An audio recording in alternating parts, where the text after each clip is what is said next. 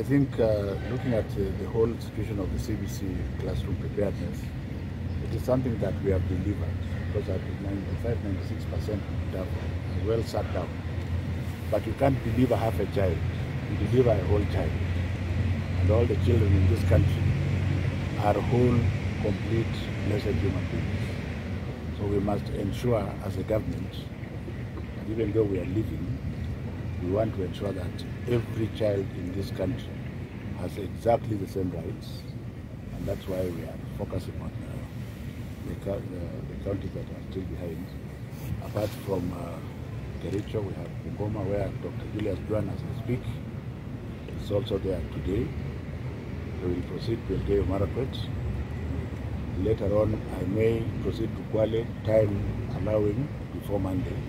Because on Sunday afternoon, even though I'm a practicing Christian, on Sunday afternoon I can work because we have to thank it.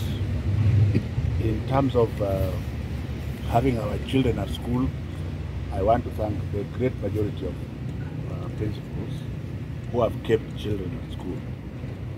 But there are still one or two who are sending children home for no apparent reason. The hands are not equal. I have said that if you have to look for fees urgently, summon your parent teachers organizations, and they will be able to beg the parents who can clear the fees so that you protect the weakest link. And the weakest link are the orphans that we have in school, or the very, very poor children, whom if you send them away from school right now, they are actually blocking them from what the government has decided should be their right. Day secondary schools are free of charge. So nobody is allowed to send anybody. Unless the child has come to beat you in the office because there is no food. Don't send a child, a Kenyan child, home because you want him to bring money for food. You don't have to feed that child. Government has paid everything. I also want to allay the fears as we move into the third term soon. This term will end and we go to third term. This government that is outgoing is going to ensure that the money for third term is available in schools well before the third term is open. The import of this is that we still hope, by the grace of God, that irrespective of what happens, our children will go back to school, will do their exams, they will pass them, and we shall start the new year 2023 as a normal. I think that's the only gift that we can give to the incoming government and also to our children, because I think they have suffered enough. So if we catch you even in the last minute, even if we have a few minutes to go, and we catch you harassing the children, then you can be sure that our wrath. Unless there is something you want to ask, related to what we are doing. Yes. And who are you, please? My name is Magati Obedo. I work for the service company. Yeah. That's a concern about the age of education trained the CBC class. The aspect of lunch and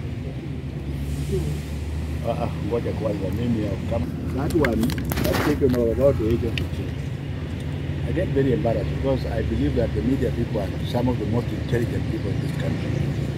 Yesterday in Nairobi, I expressed myself on this to the general public and stated that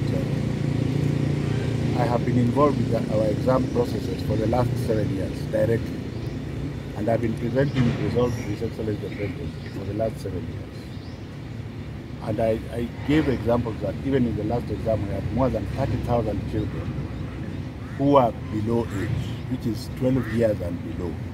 And as that cohort, when you follow them from 4, they even do better than the older ones.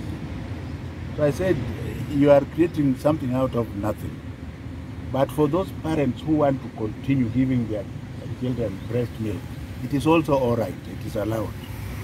And I say, for junior secondary school, let us encourage our children to go to day secondary schools near where they are staying. And the group that makes a lot of noise are the ones with money in their pockets. Most of their children are in private schools. Are we together? And I have said, and I hope next time I'm asked, I will not answer. I say that for those children in private schools who have converted, many primary schools have converted to junior secondary schools, the parents can leave their children there. And my reasoning has been that the cutthroat competition that we expect is coming in year 9. It is not in year 7. Are we together? So if you want your child to be near you, look for a day school near yourself. But if you are bold enough, like those other bold parents who send their children to far away schools and they basically behave, nothing happens. The bottom line is that it is you, the parent, who has to train your child to be able to withstand all the issues in this one.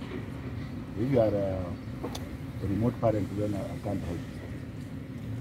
If nobody else has another question, then we will ask the second one and last one.